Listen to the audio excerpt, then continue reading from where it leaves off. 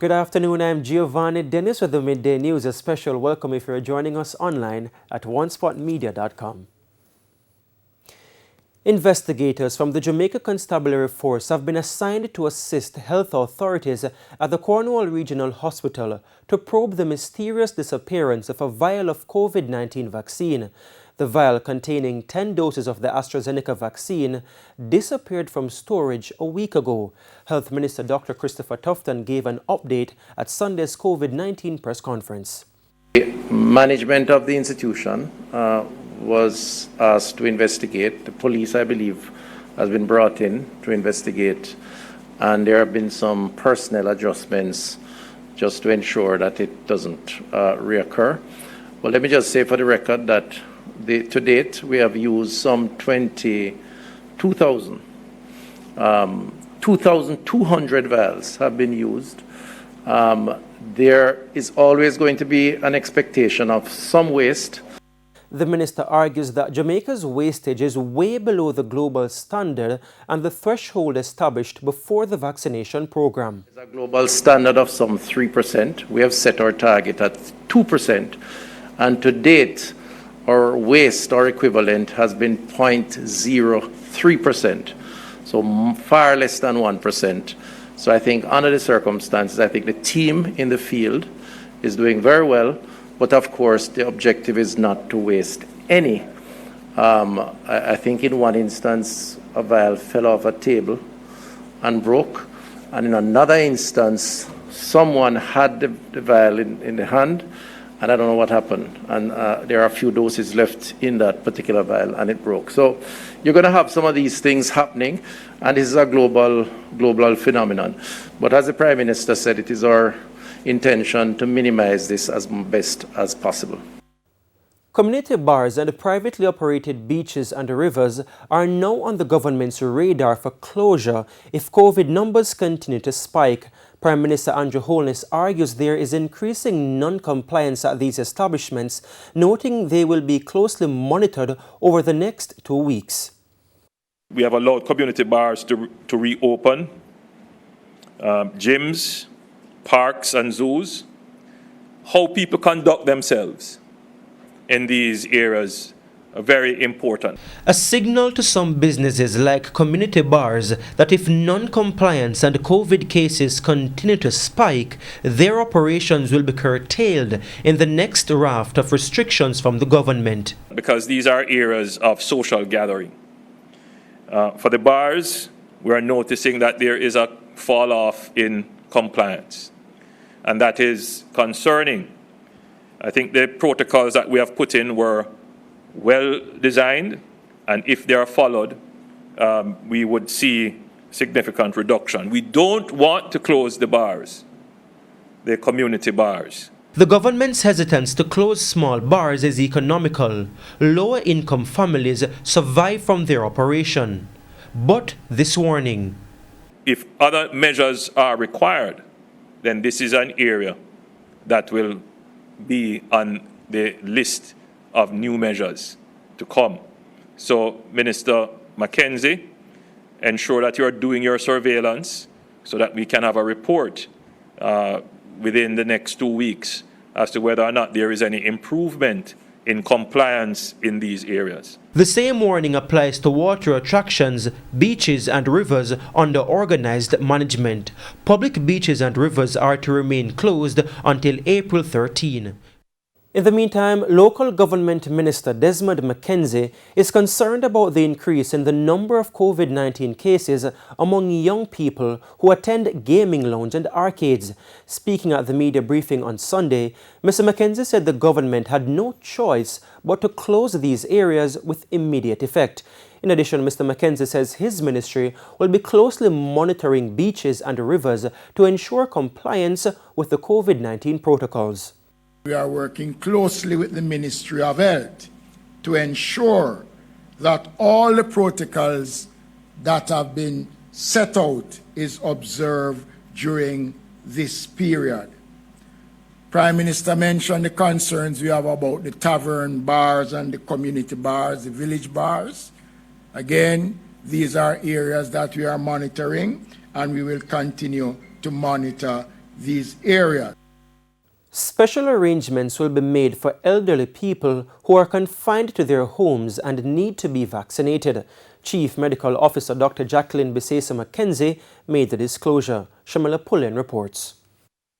As of today, people 75 years and older will be able to set appointments to receive the COVID-19 vaccine. They can do so through the Health Ministry's website, through the call center using 888-1-LOVE, and by calling their health centers or their private doctors. But for those elderly who are unable to leave their homes, Chief Medical Officer Dr. Jacqueline Bisesa Mackenzie says special arrangements have been made to facilitate them. We had asked through the MAG for those persons to submit, the doctors, to submit the names of persons to the health departments, because we would have to make special arrangements for those persons. But we really want to see what is the distribution of those persons to see the types of arrangements that we would have to make. But we do intend to get to those persons. Special arrangements would have to be made. Please submit your names to your private practitioner, or if it is a public health practitioner, so that the arrangements can be made. On another vaccination issue, Dr. Bisesa Mackenzie says people who were vaccinated in another country can show their certification from that country as confirmation. However, when returning to Jamaica, those persons are still required to go into quarantine. Right now, we don't have a large number of our population that is vaccinated.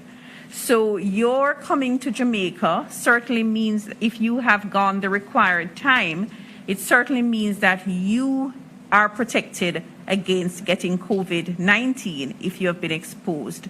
However, there is still the risk that you may be able to transmit the virus if it is that you have been exposed to somebody who has the virus recently.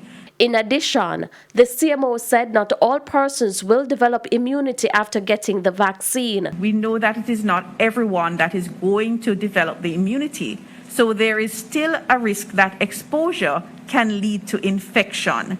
And so therefore, the 14-day incubation period is still necessary to see if you will develop infection. So that is why it is still in place. Shamala Pullen, TVJ News. The announcement of early curfew hours for each of the next 3 weekends by Prime Minister Andrew Holness is receiving support from some Jamaicans.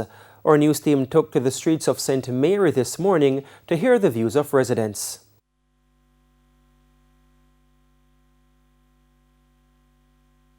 It's the best thing he could have done, because most of us not obeying the rules of the country. They will find work for idle hands.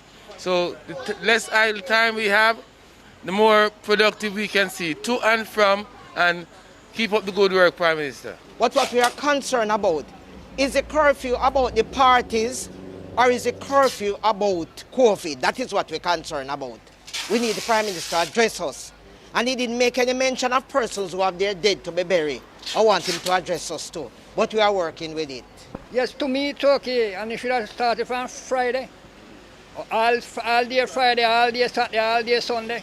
For the people in here and I understand. Yeah, you have to have a stoppage to something, for we don't know what is the consequence of this thing. Saying that if we make a rule, we have to obey by the Prime Minister.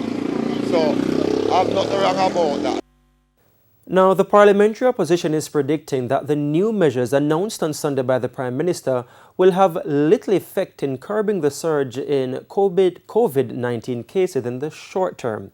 Opposition spokesman on health, Dr. Maurice Guy, says the weekend lockdown is an inadequate response to the health crisis. He says the situation requires more stringent, immediate action. If you think about the dynamics of the spread of COVID-19, the effect of that lockdown will not be manifest until 2 weeks after the start of it.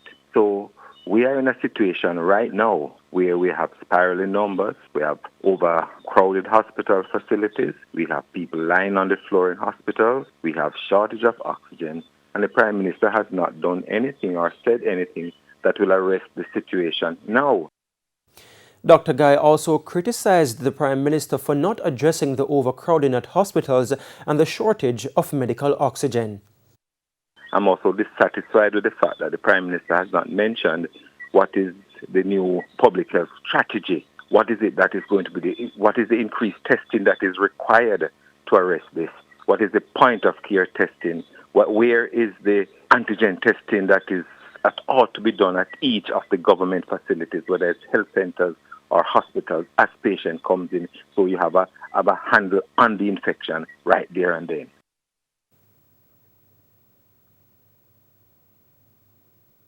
Despite bed shortages, the number of people in hospital with COVID-19 reached a new record 418 on Sunday. 37 of those in hospital battling the disease are in critical condition. At the same time, the country recorded 3 new deaths from COVID. The number of COVID-19 deaths now stands at 536. 2 females from St. Catherine, one 46 and the other 33, and a 77-year-old male from Westmoreland are the latest to die from the disease. Meanwhile, Jamaica also recorded 558 new COVID-19 cases on Sunday. This pushes the number of confirmed cases to 35,896. Kingston and St. Andrew recorded most of the new cases with 219, followed by St. Catherine with 177. There are 18,801 currently active cases. And it's now time for a break here on the Midday News, but please stay with us. We'll have much more when you return.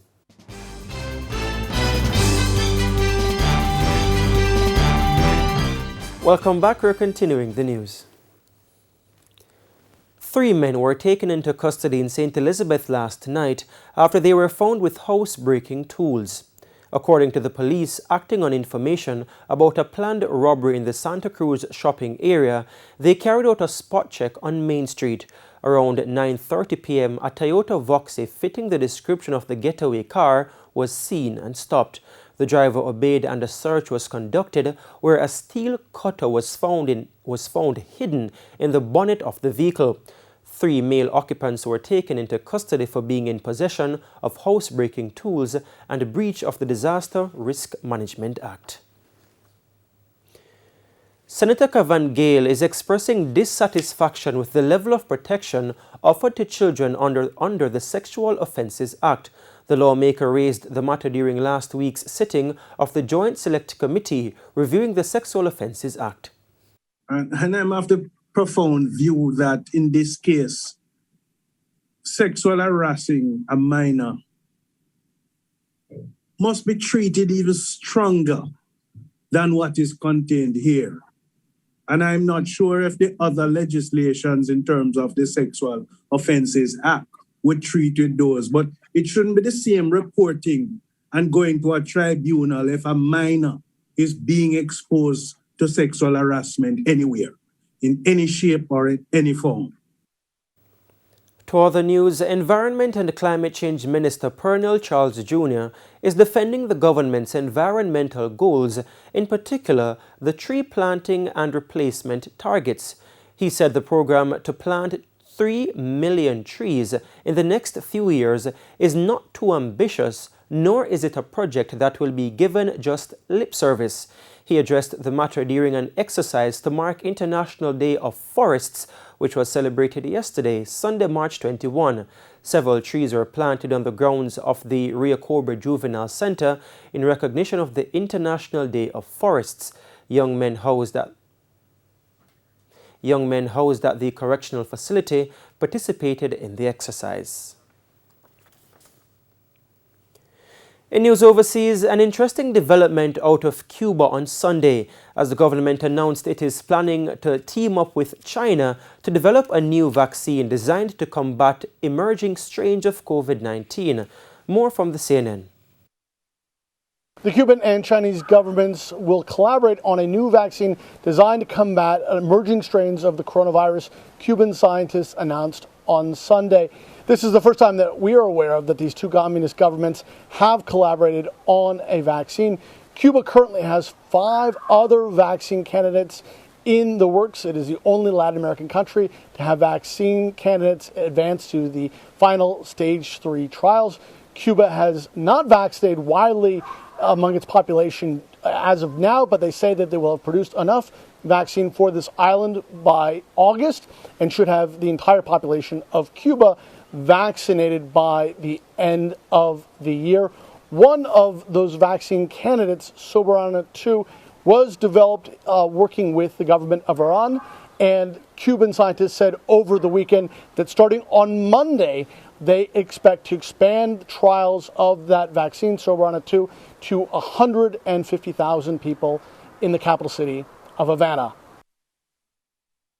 To news in sports, 2 members of the Reggae Boys delegation which travelled to Austria ahead of Thursday's friendly international against the United States have tested positive for COVID-19. The persons with the positive test comprise a player and a member of the technical staff. It's understood that all members of the delegation who arrived in the European country today have been in isolation. Everyone is expected to undergo further COVID-19 PCR tests today prior to the team being allowed to conduct a full training session. And news in cricket, it's been slow going for the West Indies batsmen so far on day 2 of their first test against Sri Lanka, as the Caribbean men are now at sports time. They are on 102 for 3. Now Jamaican Jermaine Blackwood is at the crease. He is on 0. He just went to the crease, and I'm looking at the updates live here on my phone. Kyle Myers is also not out on 16.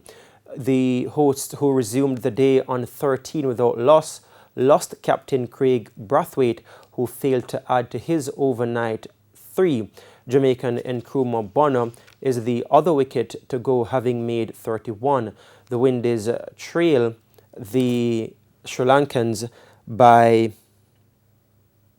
67 runs at the moment after dismissing Sri Lanka for 169 on Sunday's opening day. Now, just to remind you, the West Indies are 102 for 3. Now, they are replying to Sri Lanka's 169 all out, this on day 2 of the first test. And that's the Midday News. I'm Giovanni Dennis. Join us at 7 for Primetime News. On behalf of the news, sports and production teams, have a good afternoon.